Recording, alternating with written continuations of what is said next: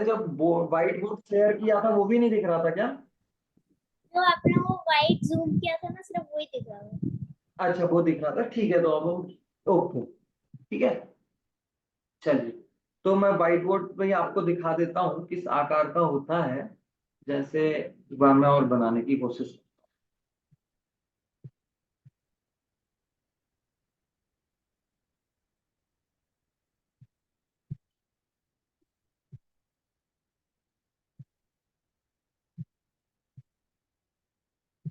देखिए सबसे पहले तो ये ऊपर से पतला होता है, फिर यहाँ से बीच में से क्या होता जाता है, ऐसे बड़ा हो जाता है, बीच में से ऐसे बड़ा हो जाएगा।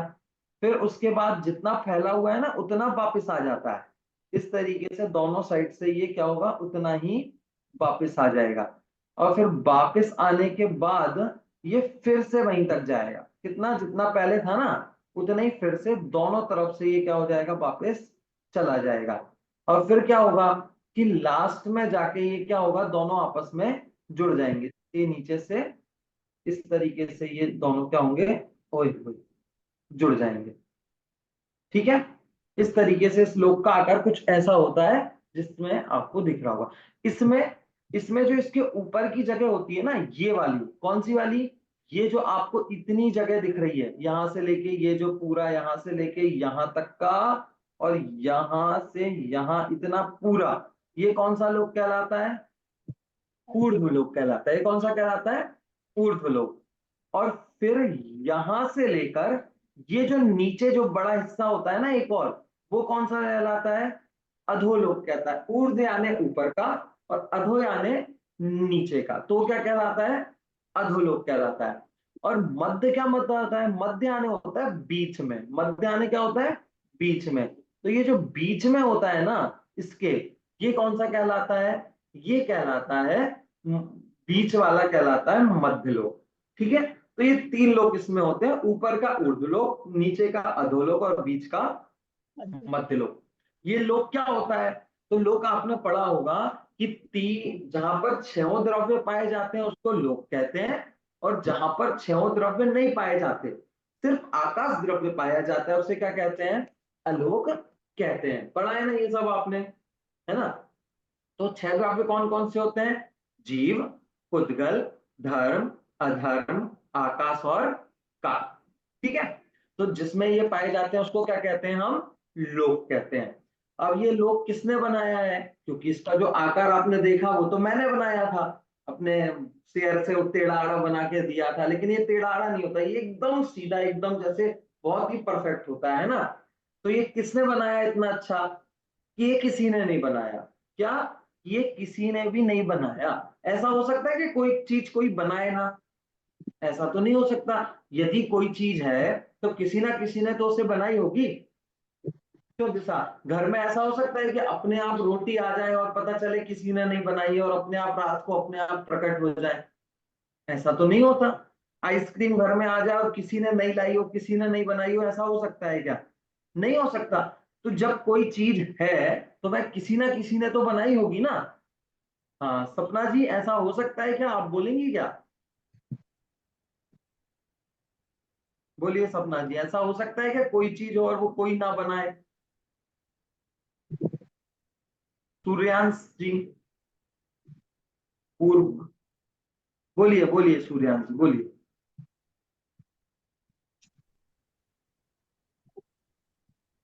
बोलिए। तीन लोग किसी ने बनाया नहीं है, वो अनादि निधन है। वो पर अनादि काल से है। अच्छा, पर ऐसा कैसे हो सकता है उसे किसी ने नहीं बनाया, फर्स्ट बार तो किसी ने उसको बनाया होगा।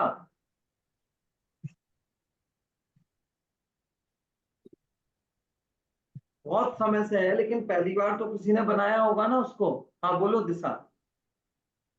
सर, वो जो तीन लोग हैं उन्होंने उनको किसी ने नहीं बनाया है, वो हमेशा से थे और हमेशा से रहेंगे। बिल्कुल, कि ये जो तीन लोग है ये किसी ने बनाया नहीं है, ये क्या है, अपने आप बना हुआ है। क्या हो गया है, ये अपने आप बन गया है। जैसे पेड़ होता है, तो वो पेड़, हम जब पेड़ को लगाते हैं तब तो हम लगाते हैं, लेकिन उसके बाद वो अपने आप जब बड़ा होता है तो हम उसमें करते हैं क्या, कुछ नहीं करते, वो अपने आप बड़ा हो जाता है। जैसे आपने आम का पेड़ देखा होगा, आम के पेड़ में पहले एक फल आता है, फिर एक कैरी आती है, वो धीरे धीरे धीरे धीरे बड़ी हो जाती है, फिर वो आम बन जाता है। तो आम किसी ने बनाया या अपने आप बन गया? आपने उसके बनाने के लिए कुछ किया क्या? कि हम कुछ नहीं करते, बस वो अपने आप अपने आप अपने आप अपनी प्रोसेस करते हुए बन जाता है। तो जितने भी जो फल आते हैं वो हम बनाते हैं क्या? नहीं बनाते। अच्छा, कोई माली बनाता है क्या? नहीं बनाता। वो अपने आप पेड़ बड़ा हो जाता है, पेड़ में फल आने लगते हैं, और फल से क्या, फल पक जाते हैं तो हम उनको खा लेते हैं। तो हम जो सेब फल लाते हैं, जो अनार लाते हैं, जो सब्जियां लाते हैं, वो किसी ने बनाई होती हैं क्या? नहीं बनाई होती। जो नारियल पानी आप लोग पीते हैं, नारियल पानी के अंदर, नारियल के अंदर पानी होता है ना, वो नारियल के अंदर पानी कहाँ से आता है? कोई भरता है क्या उसमें इंजेक्शन लगा के पानी? जब वो उसको इतना बड़ा होता है, वो अपन नारियल पानी पीने जाते हैं तो वो पूरा काटता है, और फिर काट के बहुत अंदर उसमें नारियल पानी होता है, और फिर उसमें वो नल डाल, पाइप डाल के हमको दे देता है, स्ट्रॉ डाल के। तो उसके अंदर इतने अंदर पानी आया कहाँ से? तो किसी ने उसमें पानी भरा क्या? तो उसमें पानी आया कहाँ से कि वो अपने आप बन गया। उसको किसी ने बनाया नहीं ना नारियल के अंदर पानी को, वो तो अपने आप बन गया है।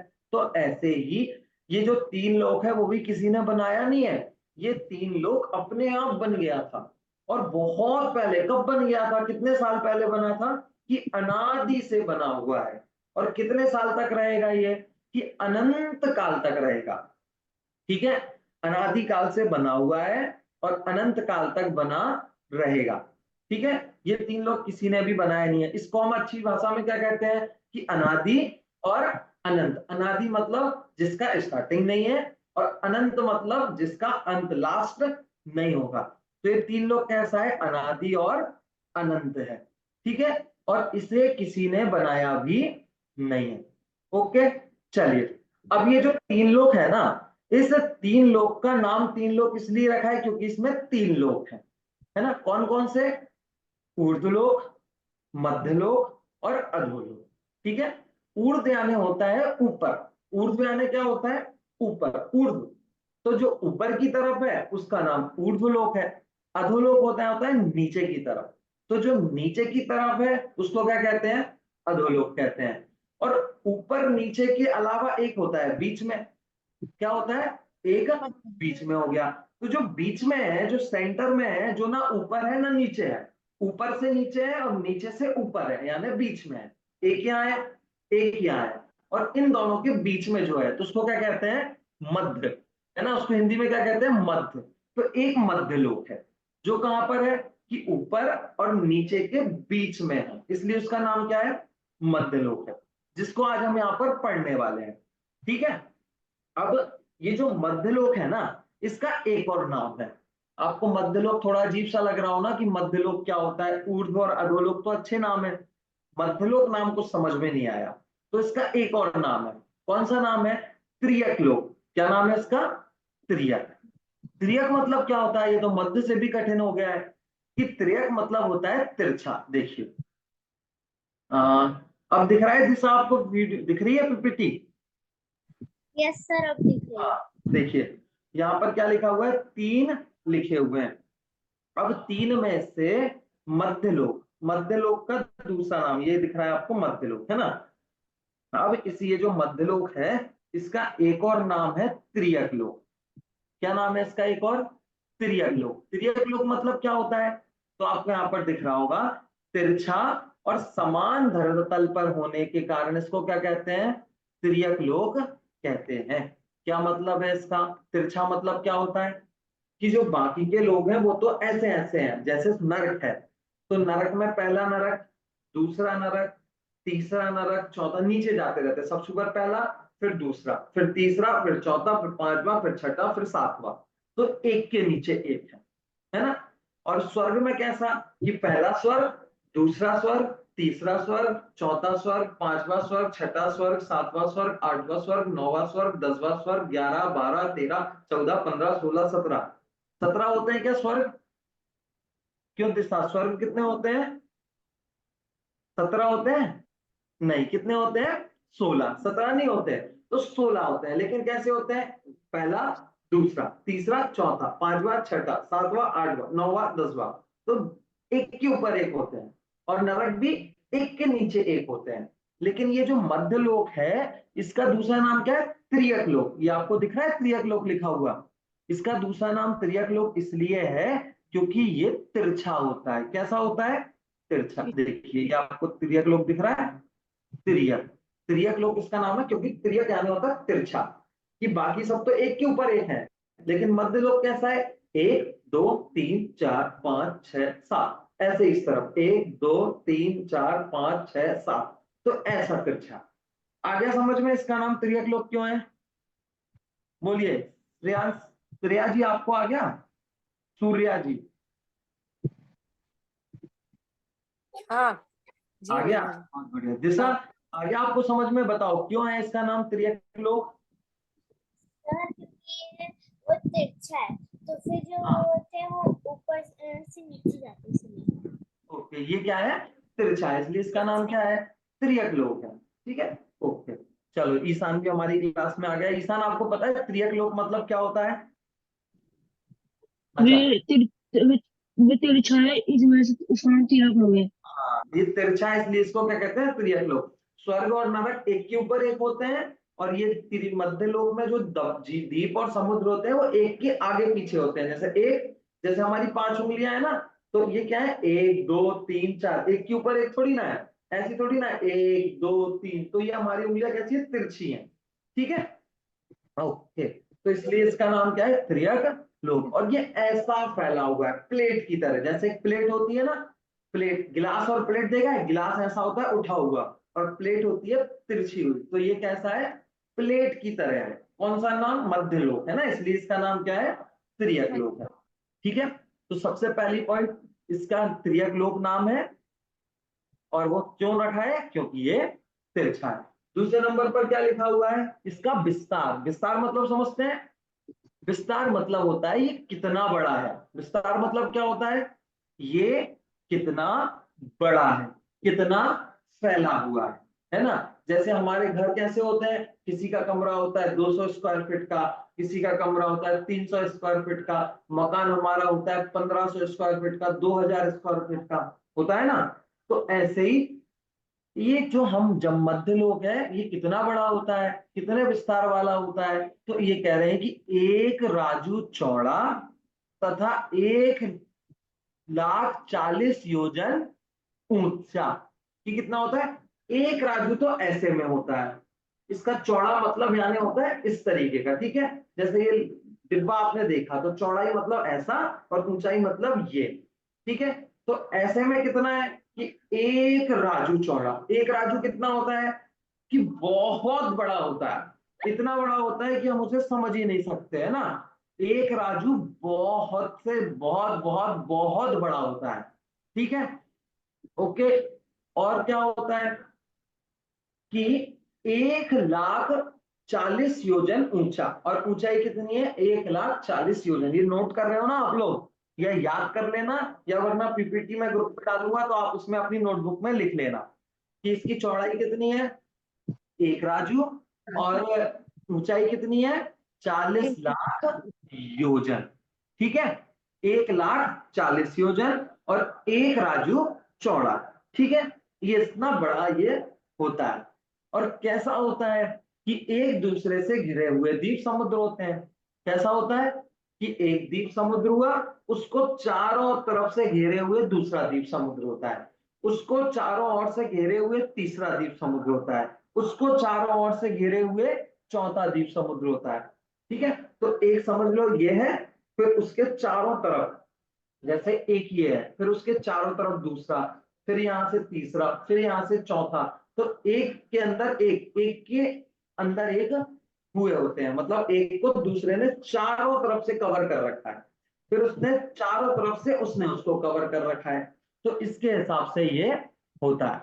तो इसका होता कैसा है? तिरछा होता है, 1 राजू चौड़ा होता है, और 40 योजन ऊंचा होता है। ठीक है, और इसमें किस तरीके के द्वीप समुद्र होते हैं कि आपस में राउंड लगाते हुए क्या होते हैं? द्वीप समुद्र होते हैं। एक द्वीप होता है, फिर एक समुद्र होता है, फिर एक द्वीप होता है, फिर एक समुद्र होता है, और जो द्वीप है उसके चारों तरफ समुद्र होता है, फिर उस समुद्र के चारों तरफ द्वीप होता है। इस तरीके से वो होते हैं। ठीक है, आ गया समझ में? चलिए, उसके अलावा क्या लिखा है? मध्य लोक में द्वीप समुद्र। कितने द्वीप समुद्र हैं मध्य लोक में? तो बोल रहे हैं कि मध्य लोक में तो असंख्यात द्वीप समुद्र होते हैं। कितने होते हैं? असंख्यात द्वीप समुद्र होते हैं। कितने होते हैं? असंख्यात। ठीक है, उनमें से कुछ फेमस है, हम उनके नाम पढ़ लेंगे। ठीक है, सबसे लास्ट वाला कौन सा होता है? स्वयंभू रमण द्वीप। सबसे लास्ट वाला है ना, मैं आपको कुछ ही याद कराऊंगा जो आपको जरूरत पड़ेगी। सबसे लास्ट में है स्वयंभू रमण समुद्र, जो यहाँ पे आपको दिख रहा होगा। क्या है? अंतिम द्वीप का नाम है स्वयंभू रमण द्वीप। ठीक है, ये कौन सा द्वीप है? सबसे लास्ट। कौन से नंबर का है? सबसे लास्ट। और एक और होता है 8वें नंबर पे। 8वें नंबर का द्वीप भी बहुत फेमस है। आपको पता है क्या 8वें नंबर पे कौन सा द्वीप है? अनीता जी, आपको पता है क्या? आपको नहीं पता? अच्छा, ईशान आपको भी नहीं पता? 8वें नंबर पे है नंदीश्वर द्वीप। नंदीश्वर द्वीप आपने सुना है? अष्टानिका में नंदीश्वर द्वीप की पूजन करते हैं और देव लोग नंदीश्वर द्वीप जाते हैं। तो जिस जगह पर जाते हैं वो कौन से नंबर का द्वीप है? 8वें नंबर का, 8। ठीक है, 8वें नंबर के द्वीप का नाम क्या है? नंदीश्वर द्वीप। और सबसे लास्ट वाले का नाम क्या है? स्वयंभू रमण द्वीप। कितने द्वीप होते हैं टोटल? असंख्यात। असंख्यात मतलब समझते हो? असंख्यात का मतलब होता है जिसको गिना नहीं जा सकता, उसे क्या कहते हैं?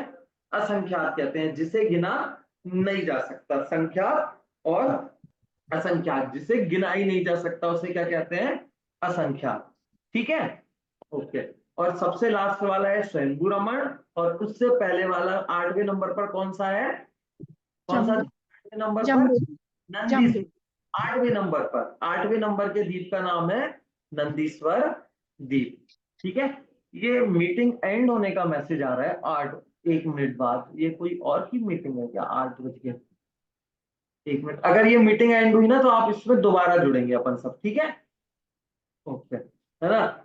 और अब हम और द्वीप पढ़ेंगे कि और कौन से। हमने लास्ट वाला देख लिया, 8वां देख लिया। अब हम उससे पहले क्या देखेंगे? पहला, दूसरा और तीसरा। तो सबसे पहला जो द्वीप है जिसमें हम सब रह रहे हैं, हम सब कहाँ रह रहे हैं? उसका नाम है जम्बू द्वीप। क्या नाम है? जम्बू द्वीप। जिसमें मैं रह रहा है, ईशान रह रहा है, दीक्षा रह रही है, अनीता जी रह रही है। हम जिसमें रह रहे हैं उसका नाम क्या है? जम्बू द्वीप। हम तो भारत में रह रहे हैं, जम्बू द्वीप में कौन रहता है? आप भारत में रहते हो ईशान, जम्बू द्वीप में रहते हो? जम्बू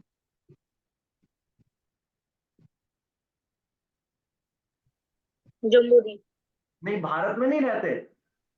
मतलब भारत के अंदर ही है जम्बूद्वीप। भारत के अंदर जम्बू द्वीप वो है। जम्बूद्वीप के अंदर है भारत। हाँ, कि जो भारत है ना वो तो बिल्कुल छोटा सा है, चींटी से भी छोटा है। और जम्बू द्वीप खूब बड़ा है। तो उस जम्बू द्वीप के अंदर हम रहते हैं। भारत भी उसके अंदर है, अमेरिका भी उसके अंदर है। तो जितने भी देश हमने सुन रखे हैं वो सब किसके अंदर है? जम्बू द्वीप के अंदर है ना? तो जम्बू द्वीप सबसे पहला है। फिर जम्बू द्वीप के बाद क्या होता है? उसको चारों तरफ से घेरा है लवण समुद्र। क्या घेरे हुए उसको चारों तरफ से? लवण समुद्र लवण उसको समुद्र। तरफ से घेरे हुए हैं। ठीक है, फिर उस लवण समुद्र को चारों तरफ से क्या घेरे हुए है? घात की खंड। क्या घेरे हुए? घात के। सबसे पहले जम्बूद्वीप, फिर उसको कौन घेरे हुए? लवण समुद्र। उस समुद्र का नाम क्या है? लवण समुद्र। फिर उसके बाद एक और द्वीप है, उस द्वीप का नाम क्या है? घात की खंड। फिर द्वीप आ गया तो फिर समुद्र आएगा। फिर उस समुद्र का नाम क्या है? कालोदधी समुद्र। ठीक है, और फिर समुद्र के बाद फिर क्या होगा? एक द्वीप होगा। और उस द्वीप का नाम क्या है? पुष्करावर द्वीप। क्या नाम है? पुष्करावर द्वीप उसका नाम है। ठीक है, ठीक है, तो कितने हो गए? जम्बूद्वीप, लवण, लवण घात की खंड, लवण कालो नदी समुद्र और पुष्करावर द्वीप। कितने पढ़ लिए हमने? 3 द्वीप और 2 समुद्र। 2 समुद्र के नाम कौन कौन से हैं? लवण समुद्र और कालो नदी समुद्र। 3 द्वीप के नाम जम्बू द्वीप, घात की खंड और पुष्करावर द्वीप। ठीक है, पुष्करावर द्वीप। ठीक है, ये कितने हो गए? 3। 3 और 2 कितने हो गए? 5। कितने हो गए? 5। 2 समुद्र और 3 द्वीप। ठीक है, तो सबसे पहले है जम्बू द्वीप, फिर उसके बाद है लवण समुद्र, फिर उसके बाद है घातकी खंड, फिर उसके बाद है कालुदधी समुद्र, फिर उसके बाद है पुष्करार्वर द्वीप। ठीक है, फिर उसके बाद एक समुद्र, फिर उसके बाद एक द्वीप, फिर उसके बाद एक समुद्र, फिर उसके बाद एक द्वीप, फिर बीच में 8वें नंबर पर कौन सा आ जाता है? नंदीश्वर। ठीक है, फिर उसके बाद समुद्र द्वीप, समुद्र द्वीप, समुद्र द्वीप, समुद्र द्वीप, समुद्र द्वीप, समुद्र द्वीप, समुद्र द्वीप, और सबसे लास्ट में कौन सा द्वीप आ जाता है? स्वयंभू रमण द्वीप। कौन सा आ जाता है? स्वयंभू रमण द्वीप। ठीक है, उससे पहले कौन सा समुद्र है? स्वयंभू रमण समुद्र है। ठीक है, उसका नाम और द्वीप और समुद्र का नाम सेम है, स्वयंभू रमण समुद्र और स्वयंभू रमण द्वीप। ठीक है, सबसे लास्ट में सबसे पहला कौन सा? जम्बू द्वीप। दूसरे नंबर पे कौन सा? बोलो दिशा, दूसरे नंबर पे?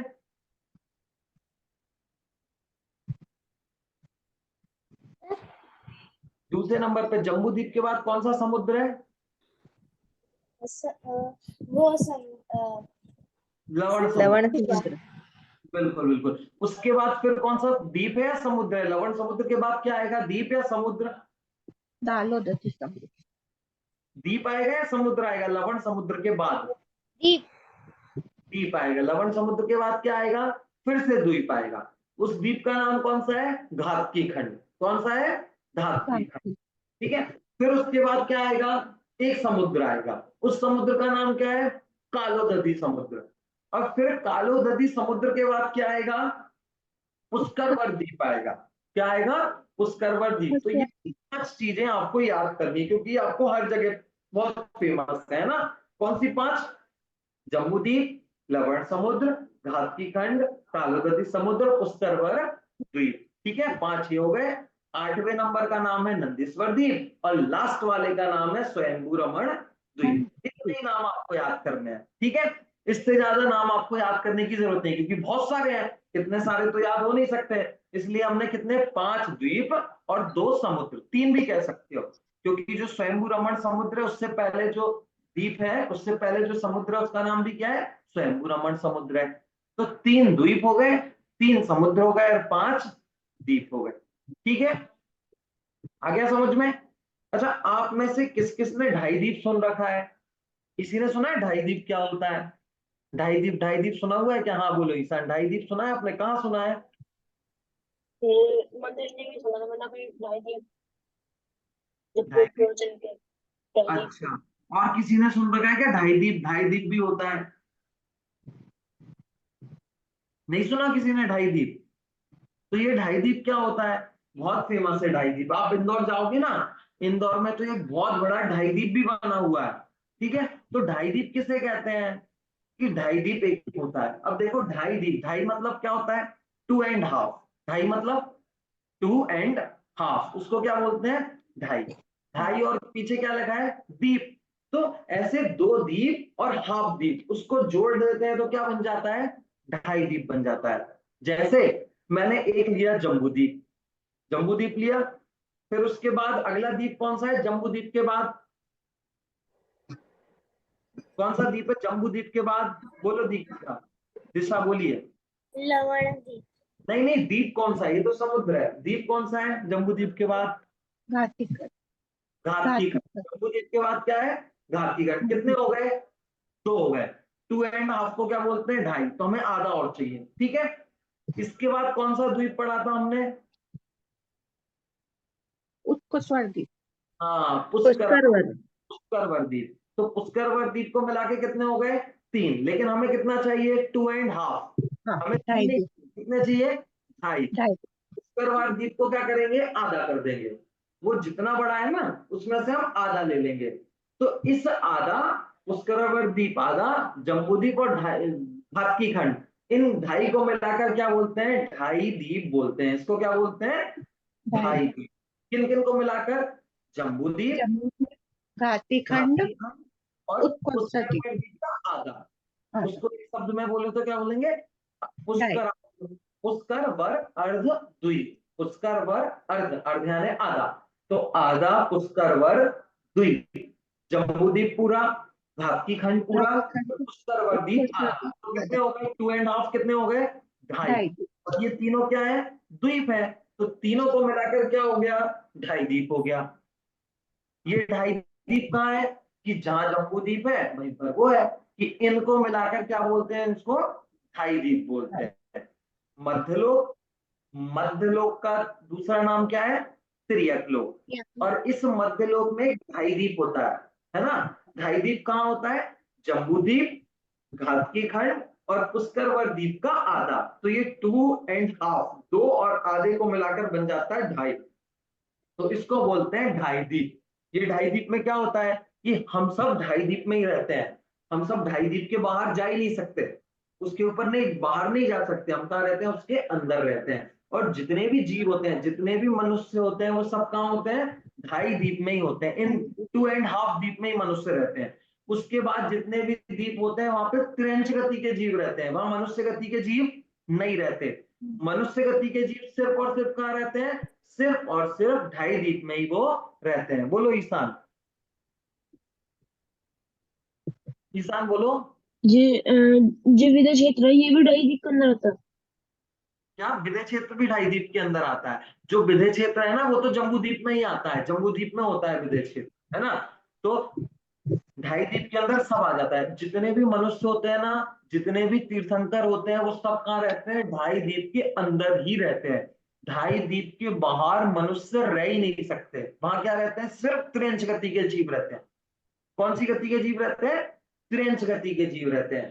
तो जम्बू और द्वीप, घातकी खंड और पुष्कर द्वीप का आधे हिस्से में कौन रहते हैं, मनुष्य और त्रिंच दोनों रहते हैं।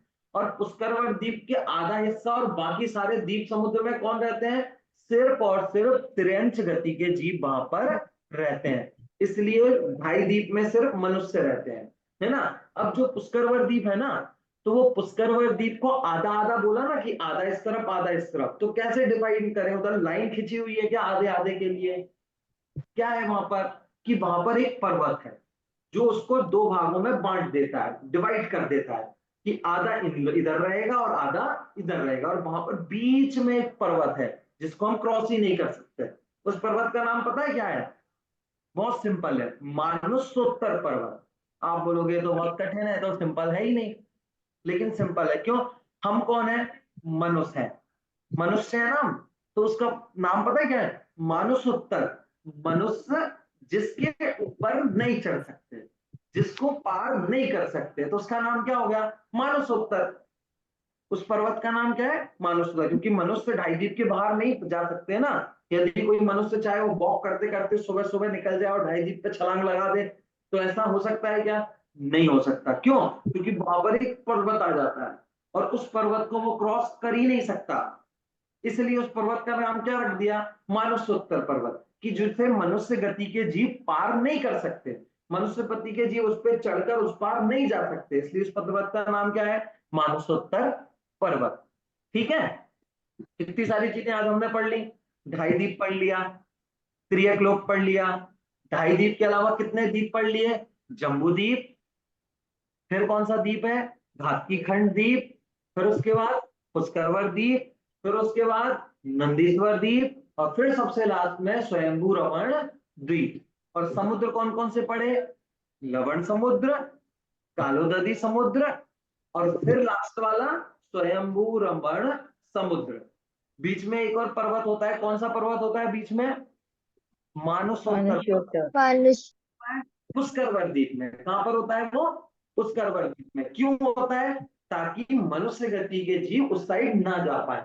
इसलिए उस पर्वत का क्या नाम है, मानसोत्तर, क्योंकि मनुष्य गति के जीव उस साइड नहीं जा सकते। तो वो क्या तो करते क्या हैं, है इसका मान, बोलिए बोलो।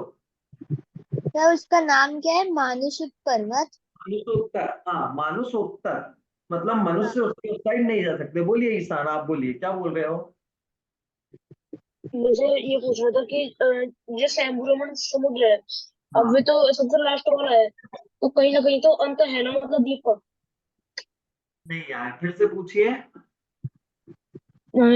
लास्ट वाला जो द्वीप है वह सैम्बुरमण द्वीप है, तो हाँ कहीं ना कहीं तो अंत है ना द्वीपों का, मतलब। हाँ, तो अंत है ना, तो मैंने कब बोला था अनंत है।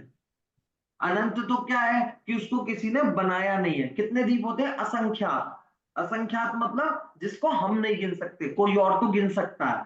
हम नहीं गिन सकते मतलब आप नहीं गिन सकते, मैं नहीं गिन सकता, हम दोनों मिलके गिने तो हम नहीं, नहीं गिन लेकिन अनंत अनंत भगवान तो कर सकते हैं ना, तो उनकी दिव्य ध्वनि तो आया होगा ना। हाँ, काउंट हो सकते हैं ना। असंख्यात मतलब काउंट हो सकते हैं लेकिन हम नहीं गिन सकते, उसको क्या कहते हैं? असंख्यात। आपको कहीं भी लिखा मिले ना असंख्यात, तो उसका मतलब क्या समझना कि मैं नहीं गिन सकता, आप नहीं गिन सकते और हम सब मिलकर भी नहीं गिन सकते। लेकिन जो मति ज्ञान से ऊपर जो अवधि ज्ञान वाले होते हैं, मनापरे ज्ञान वाले होते हैं, केवल ज्ञान वाले हो सकते हैं, वो गिन सकते हैं। तो हम नहीं गिन सकते, उसको क्या बोल देते हैं? असंख्यात बोल देते हैं। तो लास्ट वाला तो बता ही दिया ना, इसका मतलब काउंटिंग तो कर ही ली ना, तो फिर असंख्यात क्यों? क्योंकि हम नहीं गिन सकते, इसलिए उसका नाम क्या है? असंख्यात है। वैसे काउंटेबल है वो, ठीक है। चलो, हाँ, दिशा आपको नहीं आया क्या समझ में? थोड़ा बहुत। थोड़ा बहुत आ गया। चलो, बाकी आप अगर वो बुक में भेज दूंगा, आप उसमें देखना तो आपको और भी समझ में आ जाएगा। ठीक है, चलिए अपन अब रिवीजन कर लें, क्या क्या पढ़ा। आप लोग बोलेंगे क्या क्या क्या पढ़ा हमने? चलिए, कौन कौन बोलेगा? पहले हैंड रेस कर लो, कौन कौन बोलेगा? कौन कौन? अनीता जी बोलेंगी, ईशान बोलेगी, ईशान बोलेगा, दिशा बोलेगी और हाँ, श्रद्धा जी बोलेंगी। और कोई नहीं बोलेगा? देशना, सपना जी। चलिए, सबसे पहले सर हमने क्या मैं पढ़ा था जी? सर मैं बोल हाँ बोलो, क्या पढ़ा था सबसे पहले, बोलो। सर हमने वो मध्यम लोग के बारे में पढ़ा था, 3 लोगों के बारे में पढ़ा था कि वो कैसे होते हैं। सबसे पहले वो ऊर्ध्व लोग होता है, फिर मध्य लोग होता है, फिर अधो लोग होता है। एंड मध्य लोग को वो फिर क्या ये वो लोग भी कहते हैं। ओके, उसको क्या कहते हैं? त्रियक लोग भी कहते हैं, ये क्योंकि लोग। चलो, आर्यांश बोलिए, आपने हैंड रेस किया ना, बोलिए क्या बोल रहे हो?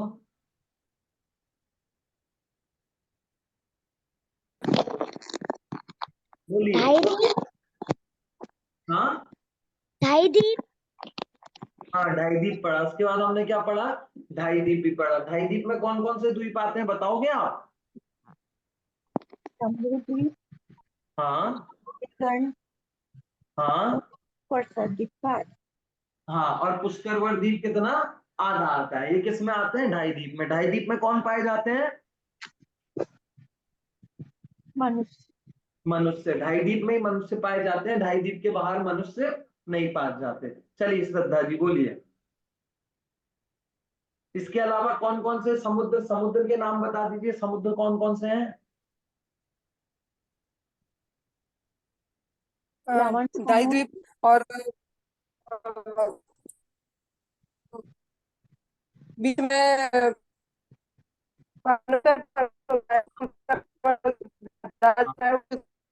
हाँ, जिसमें मनुष्य नहीं जा सकता, बिल्कुल जैसे मनुष्य नहीं जा सकता। ठीक है। और लास्ट में स्वयं रमण समुद्र पाया जाता है। ठीक है, चलिए बहुत बढ़िया।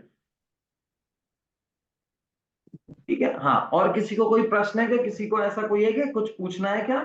अगर किसी को पूछना हो तो हैंड रेज कर दो।